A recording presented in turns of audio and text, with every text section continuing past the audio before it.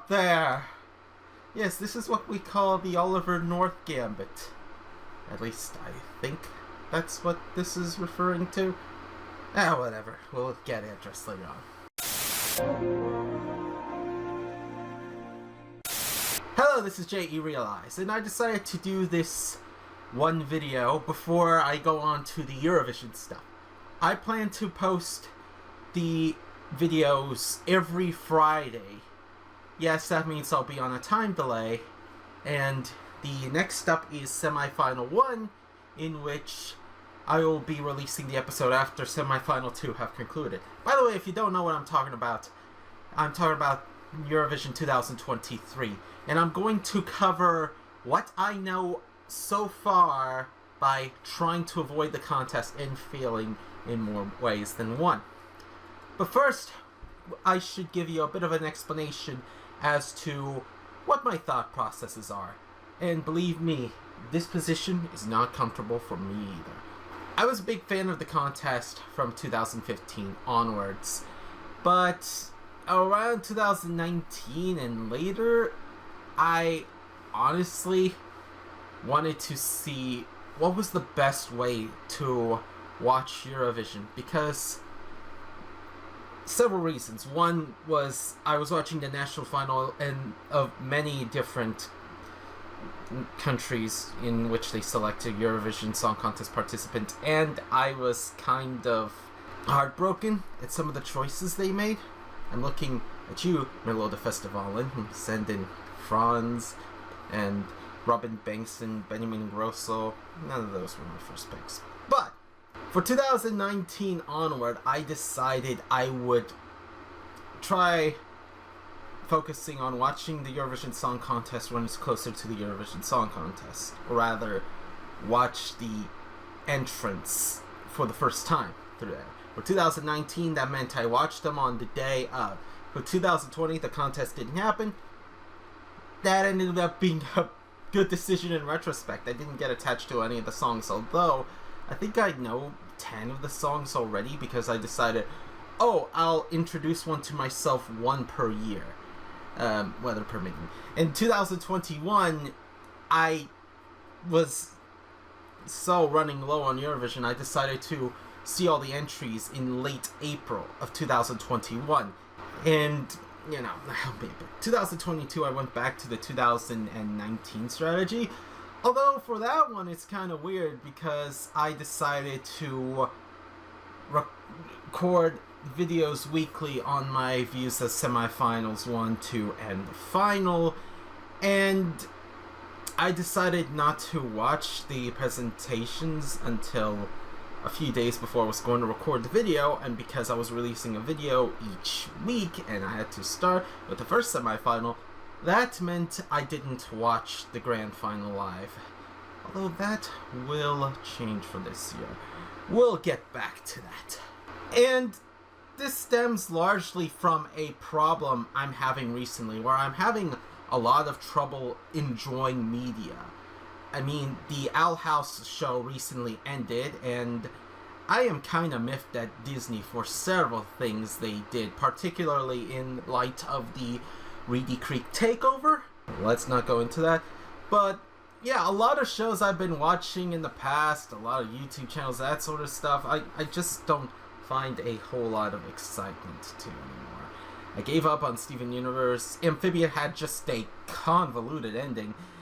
Rick and Morty, I just kind of gave up on Rick and Morty. There was no reason to. Doctor Who, they still haven't shown any of the 13th Doctor episodes out here. There probably are new shows out there, but, I just don't really find them because many times I end up broken by something, whether it's the show getting canceled early, the show getting rushed, or the show going too long, or there's something in the story not working out the way I would have liked it, and I honestly can't deal. It seems like the only solution I have is to just make my own television series. I'll get back to you on that. But Eurovision, I always liked Eurovision. It's a bit of a logical progression, honestly. I came to Eurovision from, you wouldn't believe it, reality competition series, which I didn't watch Survivor and Big Brother, for instance, but I did watch Total Drama and Hell's Kitchen. You're gonna berate me on that. And I came to there from the Hunger Games, which is a reality competition plus death. I don't know. But I really liked Eurovision for the simple concept of you have songs, you have performances, you can go back and visit any of those songs, which is more than I could say for sports, like the IOC and FIFA. Like, okay, IOC, they have some sports, but they're not all sports. FIFA is just football. But, yeah. I'm honestly kind of afraid that I'm going to lose Eurovision as a favorite show to watch. And before we continue, I have to say that there are various reasons for me not putting out videos in a while. One of which is ROG Rig Reboot 2022, which did not end up happening, so I couldn't release a video and win the competition and hopefully get a job in Canada or who knows what. And basically not really having any confidence to release stuff. And more importantly, the reason I'm sat up behind a wall on my own bed, which looks like a hospital room bed, the housing arrangements make it tough for me to record a video, which is why I'm not going to be doing a lot of video-based videos for a while. I still gotta get my situation up and sorted. But back to Eurovision. What do we have this time? Let's go with some of the stuff I knew before the September 1st cutoff, and then work to stuff that I was spoiled. First off, Ukraine won the previous contest, to put it nicely, through Ukrainian solidarity. But the problem is, they couldn't host it, because 1 year is a long time in geopolitics, but very short when it comes to organizing an international event. So instead of hosting the event in, say, Lviv, the EBU decided to give the honor of hosting to the United Kingdom, who were already setting up a hosting opportunity anyway, because they somehow scored second last year. Somehow! I want to believe that it's all pity votes because they got double zeros in 2021 and Europe didn't want them to go through that again, and Germany didn't get a lot of points in 2022 because they got 2 points in 2021, and Spain got third because they sent in a bop, but that is overly simplistic, I admit. For me, I didn't see much of the song's appeal. I thought it was a lot like The Secret Is Love in some ways. Not necessarily on the beat or the tempo or any of that, but it had the same feel. And that's why I didn't really believe in Spaceman. I apologize up front, Sam Ryder. I'm sure you're a kind, gentle man and you'll take that on the back. The UK, as a result, set up an open hosting bid call to all 3 constituent countries, and of course the province of Northern Ireland, and maybe even some other places. To be honest, come to think of it, is it possible for the UK to host the event, venue restrictions permitting in, say, well, Isle of Man probably, but Jersey? No, I mean off the coast of France, or St. Helena, or the Pitcairn Islands. I mean, okay, those are stupid choices.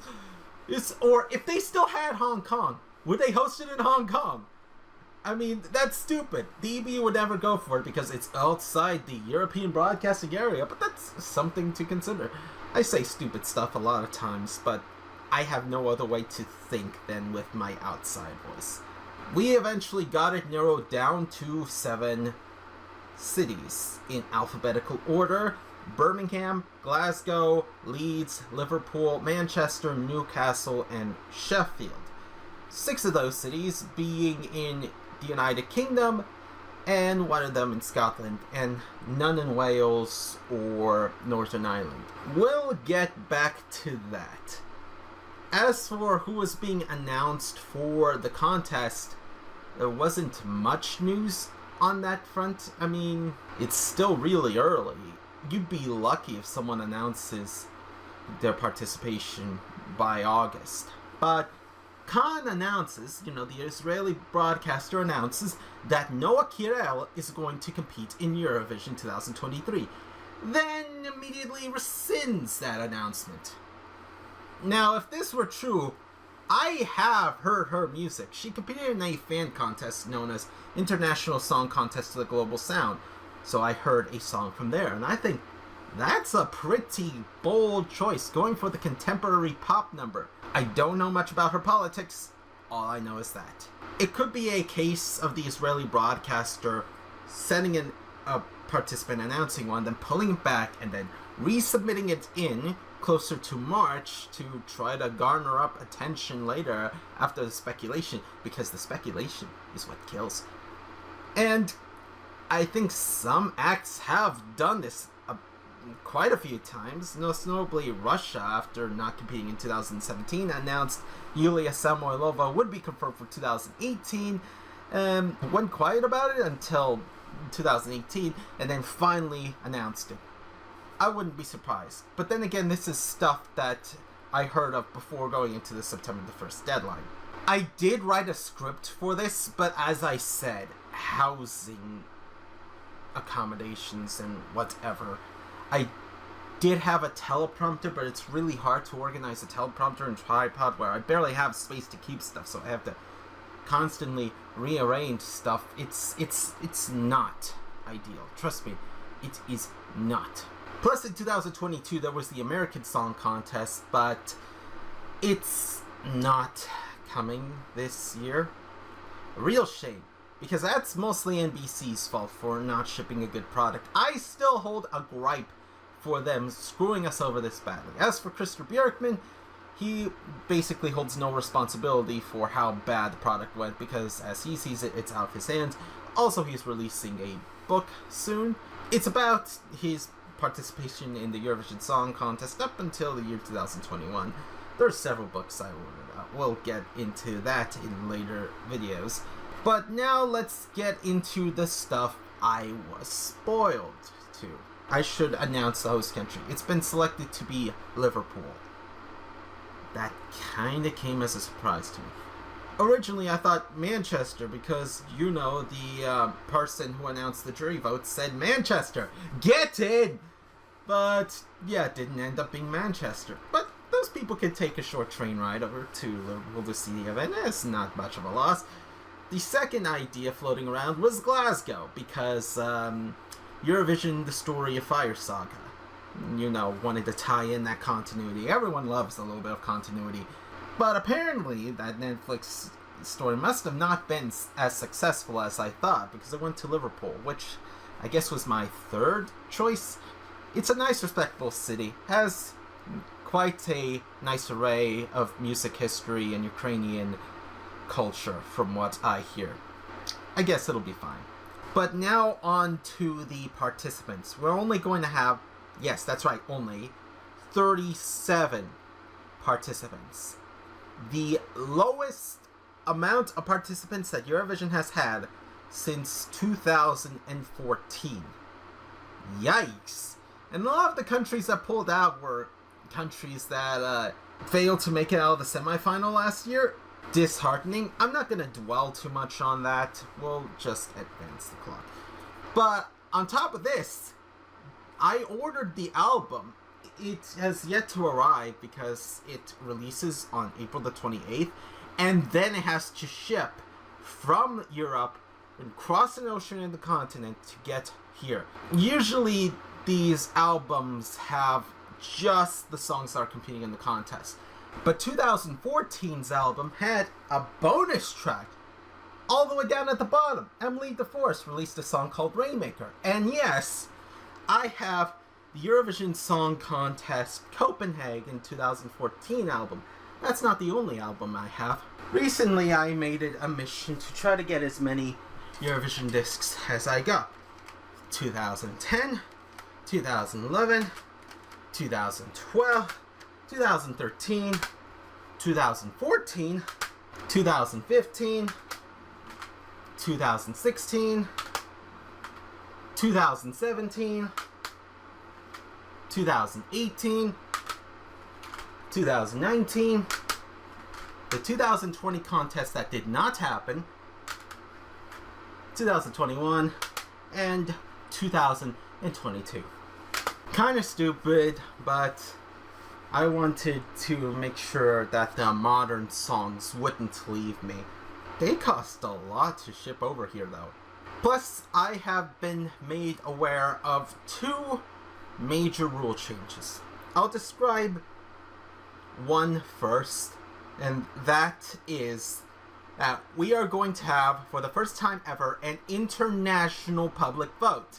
I don't know how I feel about it, because it feels kind of like the EBU has waved the white flag on trying to make song contests outside of the Eurovision sphere a thing.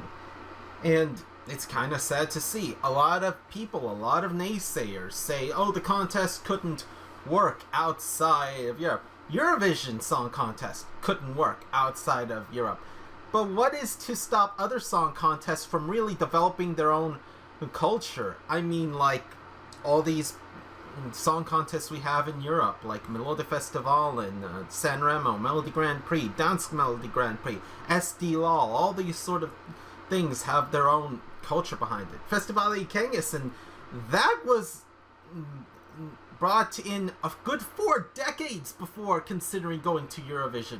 Plus, we also have stuff like the OTI Festival, the ABU Radio and TV Song Festivals, Afromusic, Turkvision, Intervision. It's not about adopting a bunch of Eurovision stuff. It's about having a strong agency to watch over the contest and make sure it works, you know? Good supervisors. It has nothing to do with camp. Which gets me to my second point, the one that really rubs me, because honestly, as much as I'm not too happy about the concept of international public voting, at least I can benefit somewhat from it. But the other concept is semifinal qualifiers will be determined exclusively via public vote. And the reason I hate that so much is because I've seen where 100% public vote goes. You think it's all noble, but unlike with electing a politician, in the case of a song contest, there is no guarantee that a song that the public votes for will be successful on the radio. Eurovision is finally starting to turn into a song contest that has a lot of songs ready to go for radio and a lot of unique tastes that aren't just, you know, campy, pandery stuff. They're moving out of the reputation that Eurovision has steeped itself in the 2000s. And now a lot of people will be split on whether they want to focus on 50-50 jury televote or just qualify, which may lead us down a dark path.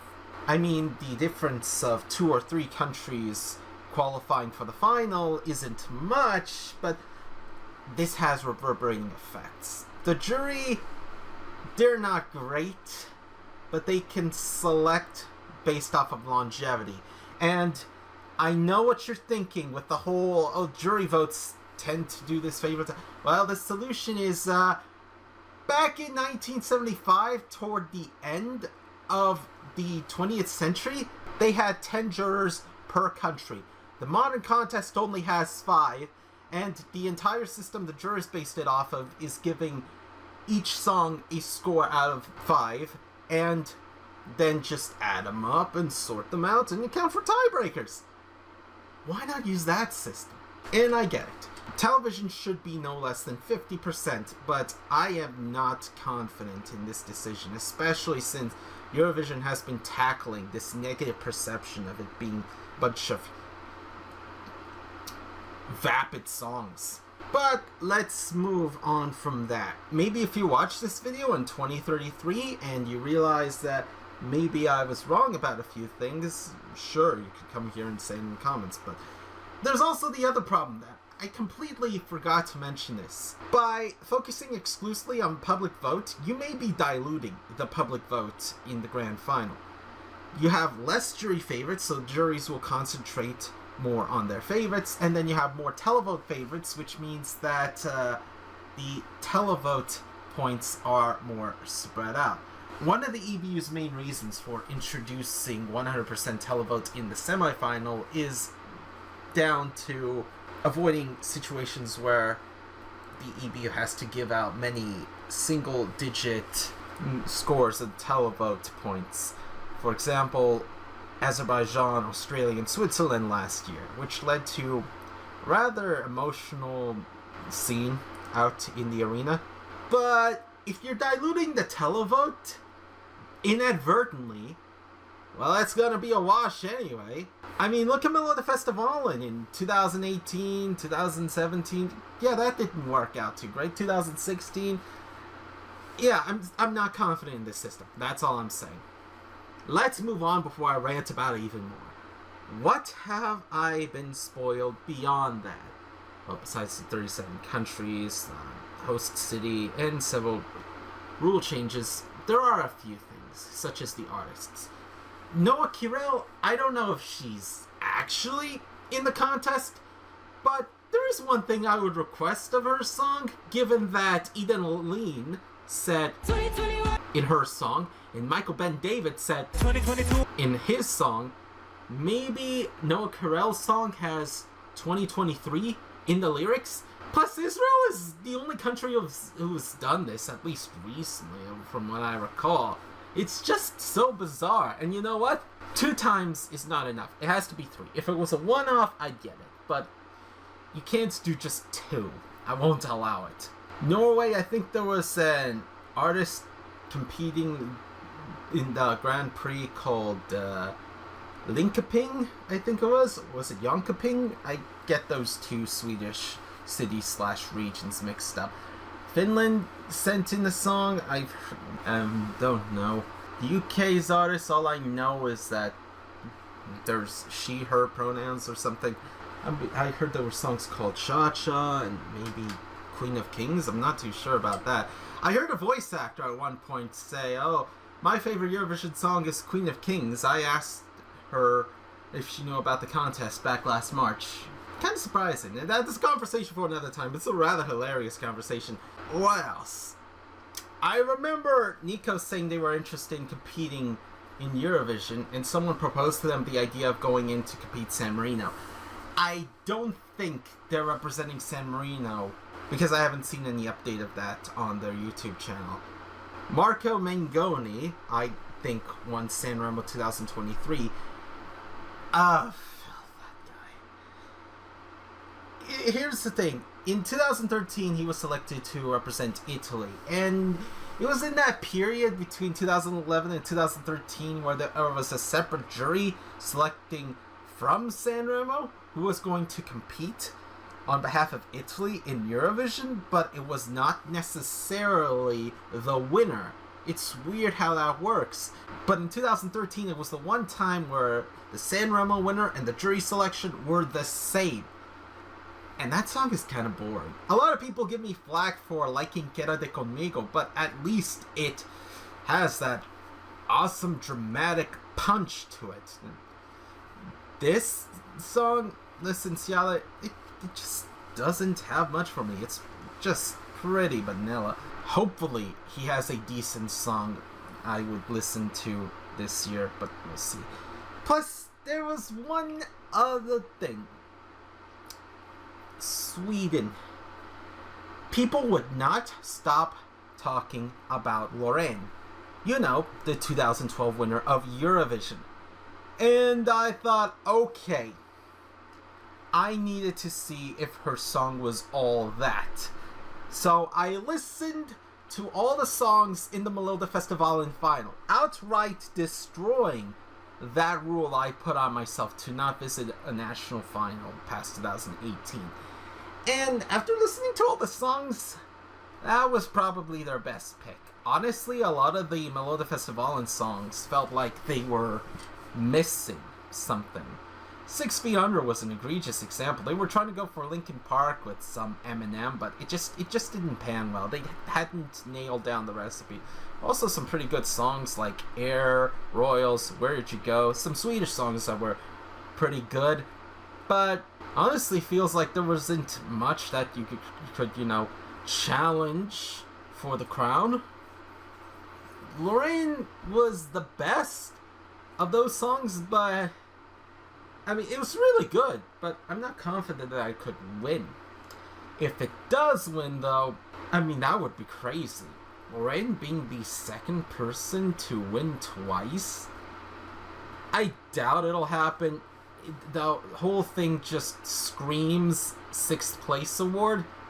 And imagine if it just straight up collapses in the semifinals. In fact, I did watch her compete in the Liverpool Festival in 2017 with the song Statements, and it lost to a Radio Disney song in the second chance round. A Radio Disney song, what?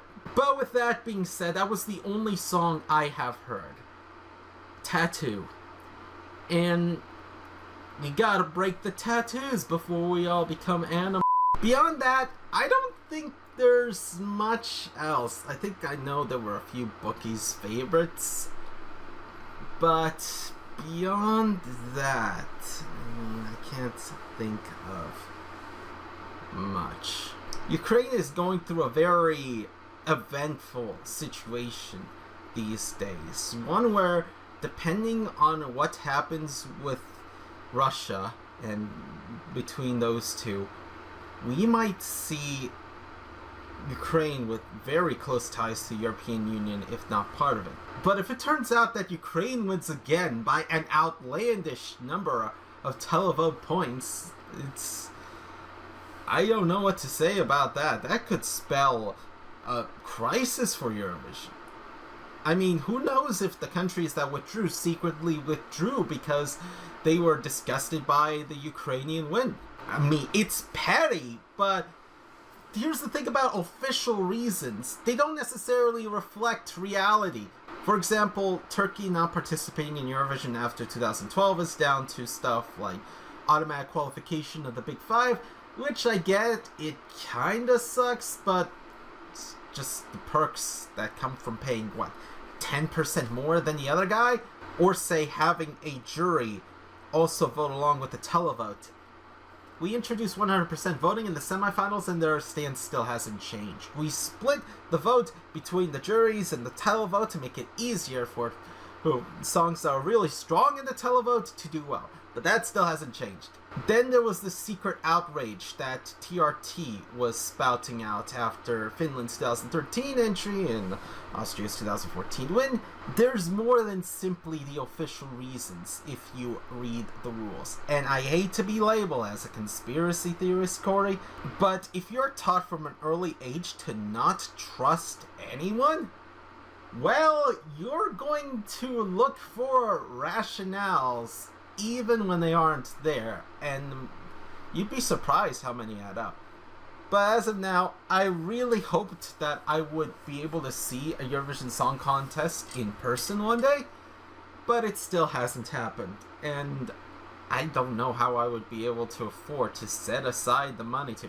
First, I would need to go from where I live to, say, LAX or SFO, then fly from there to London, then take a train to Liverpool, and find a hotel there, or maybe if I'm more economical, I could probably go a little bit out. Imagine if, say, I got a hotel in the Isle of Man and ferried every day to and from Liverpool. That would be hilarious! That would be also very stupid, but you know, it's entertaining stuff like this that keep my mind occupied. I promise this would be short. There's still a lot of songs I don't know yet, but I'm going to hold off on hearing all these other songs until either the CD I ordered finally arrives or the first semifinal airs on, what was it? Tuesday, May the 9th at 12 p.m. Pacific Daylight Time. Whichever comes first, of course. And I'll probably introduce this secrecy level thing. Here's the thing, I want to like Eurovision, and I still do. But without really any social circle of willing people to go down with me into this song contest rabbit hole, got me foaming out the it's just harder for me to get into something when you got that little spike of hesitancy holding you back. I'll have to see if I do catch any of the songs before the semifinals, but if I do that, then there will be no secrecy level. We'll just have to see. By the way, first off, Loreeden's getting a secrecy level 0 out of 10 because I study up the song beforehand. We'll avoid talking about much until we get to the song. But as of now, oh, that's right.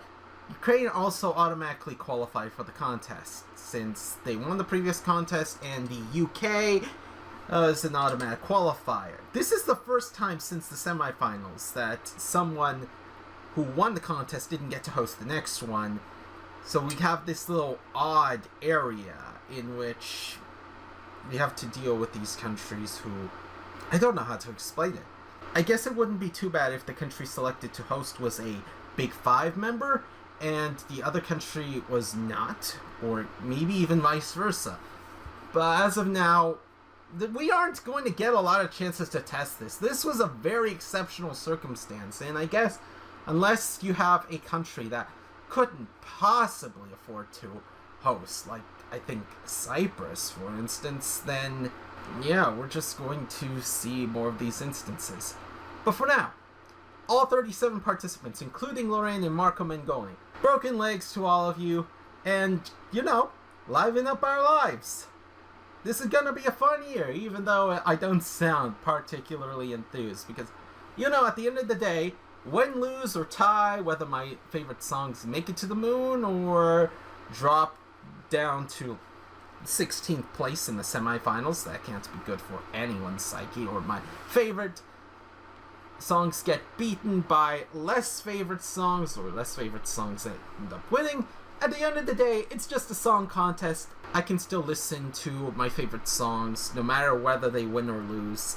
And hopefully, if Liverpool pulls out all the stops, this will be quite an entertaining year. But for now, do the feedback thing. Like, comment, subscribe, or dislike because, I don't know, Ukraine? Also because I liked Sweden's song for some reason last year? Yeah, that was something. Follow me on Twitter at JERealize. This has been JERealize. I'll see you next time where we will review Liverpool 2023. You like that? Liverpool? I claim it. Unless someone else has claimed it first, then I guess it's public domain at that point. Bye!